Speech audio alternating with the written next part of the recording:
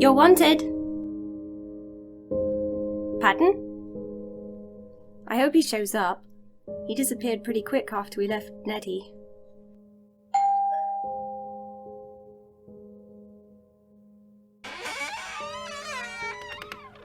You could have just let yourself in. Taylor Morton smiles and holds out my spare key for me. I wouldn't do that. You want it back? Everything seemed fine last night, but I was ready to come in if needed. Everything's fine. Come on in. Taylor was here last night as my caregiver, my protector, the sheriff. Today he's here as my client, and I want to impress him with my professionalism. I'm still convinced he's only here at his wife's insistence. I can imagine her, behind the scenes, suggesting he take me up on my offer and make an appointment. Plus, it allows him to unofficially check on my welfare. I show him through to the consultation room, where I've already put out 2 glasses of water and opened a window. The air is a little stale in here. It's freshened up now. So, how does this work? I've never done this before. I'll invite the spirit in, and then you can just say whatever you want, out loud, and I'll tell you what they say in response. I can't guarantee they'll turn up, but like I say, Patton is still pretty involved, so it shouldn't be an issue. I don't want to speak to Patton. Oh. Okay, I might want to speak to him another time, but for now I want to speak to someone else. You know, if that's possible. I usually ask for an item that belongs to the person. I guess you don't have anything? I do. He reaches into his pocket and pulls out a delicate silver anklet, which he passes across to me.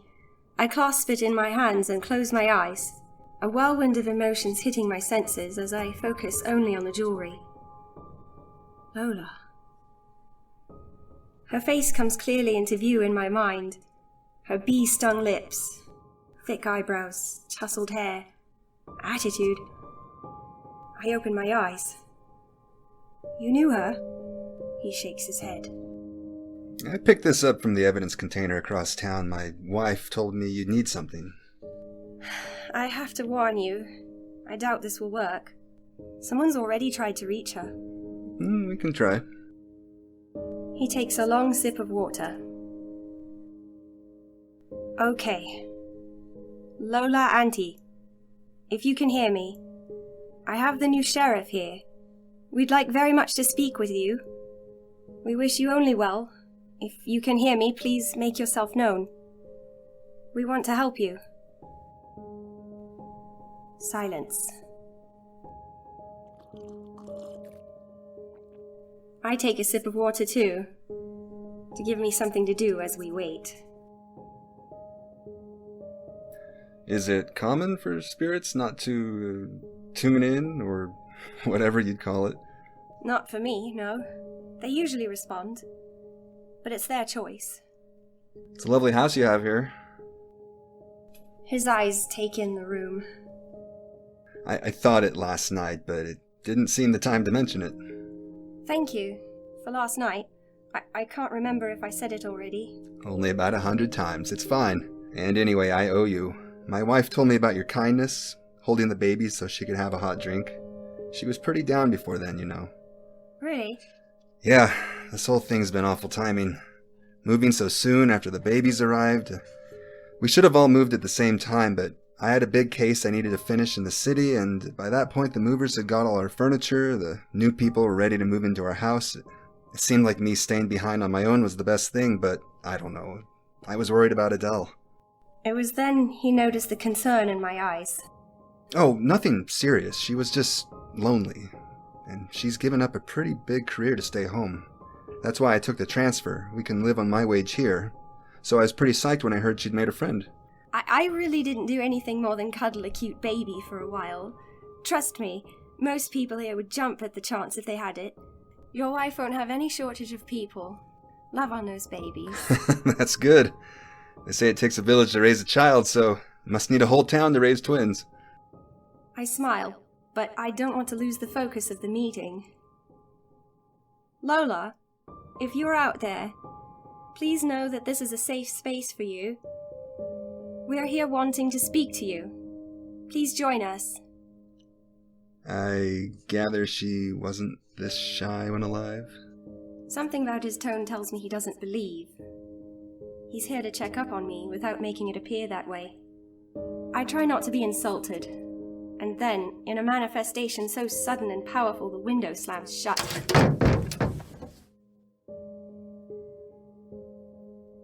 She has arrived.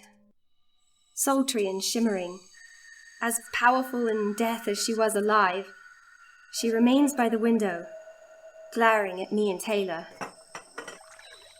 who has spilt his glass of water all over his khaki slacks. Lola, this is Taylor Morton. He's the new sheriff. He's going to find out who did this to you, and he's going to have them punished. Will you help him? Lola moves across the room, taking a close look at the sheriff. She says nothing. I gesture toward Taylor to be quiet and sit back in my chair, giving Lola the time she needs. You want my help? We want your help. Taylor, why don't you tell Lola how she could help you with the investigation? Lola, hello. I want to find the person who did this to you. Do you know who that was? I can have them arrested and sent to a grand jury. I'm sure they'll be terrified. Lola, help us. Lola rolls her eyes. Have you spoken to Nettie? You know, she's the obvious one, right? I mean, she did assault me. I guess she couldn't handle her husband finding a younger model. Did she do it? Taylor is watching this one-sided conversation in confusion. She's asking if you've spoken to Nettie. Nettie Fraser? I haven't spoken to anyone yet. I want to speak to the victim first, if possible. Good policy, I think. But he's never spoken to a murder victim before, and this victim isn't all innocent herself. Did Nettie do it? Lola approaches Taylor, and until she is almost touching his face with her own, she flutters her eyelashes at him, pouts her lips. He shivers. He's not bad. And a wife with 2 new babies. He must be in the market himself for a younger model. Shame I can't fill the vacancy. Lola, try and pay attention. We're here to try to help you.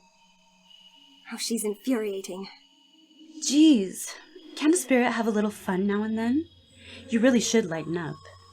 Now, where were we? Nettie. The grieving widow. Isn't it a coincidence? Both her husband and his mistress are dead? She isn't being very helpful, Sheriff. That's okay. She's been through a lot. She probably doesn't know who to trust. Lola, if you're listening to me, I promise I only want to help you. I want to help you because you didn't deserve to be hurt, but also because you didn't deserve to be used the way you were when you were alive. You should have been treated better. His words stop her in her tracks. What does he mean? She asks what you mean by that. I know what happened to you. I know what you were running from. Lola clenches her hands into fists. Tell him to shut up. He doesn't know what he's talking about. I know you were running from a man who promised to protect you. He wore my uniform, didn't he? That's why I'm here in casual clothes. I'm not like that man, I promise you, Lola. I want nothing from you. And I know you're not used to that. He needs to stop talking. She glares at Taylor. I feel my heart pounding in my chest. She's asking you to stop talking. I'm not going to. You have nothing to hide, Lola. Nothing to be ashamed of. That man was no sheriff. That uniform wasn't real. He was a criminal and a bully, and he made you promises he couldn't keep. He told you he'd keep you safe, didn't he? From the boyfriend who'd been beating you. Shut up! Taylor flinches. He can't hear her, but he senses her energy, I realize. It started with small things, didn't it? Stealing small things, selling little bags of powder. You knew it was wrong, but he was the only one who'd look after you. If he said it was okay, you trusted him. But then you started to see another side to him. He let his guard down, let the mask slip. A slap, a kick, a trip to the hospital. He wasn't protecting you, but you were stuck, weren't you? He needs to stop. His name was James Thompson. And you weren't the first girl he treated that way. Or the last. But it's finished now. I built a case against him, just like I built a case against whoever took your life. He's not going to hurt anyone else. Taylor's eyes are wet with tears. Lola, can you give us some information about who hurt you? Everyone in my damn life hurt me. Take your pick. They can all rot in hell. We're here to help you. Please, let us help you. You want to help me? Lola dries her tears and moves across towards Taylor again. Her bravado is gone, and in its place is pure anger. You want to help me? Yes, we want to help you. Lola, I won't rest until the person who hurt you is locked away. They will be punished for what they did to you. You can trust me. I will make sure they're caught and punished. You have no idea! Lola pulls her arm back, clenches her fist and shoots forward. The blow knocks Taylor into the back of the chair. A single tooth rolls from his mouth as he grips his face. Blood drips onto the couch. And that is how I realized spirits can harm the living, after all.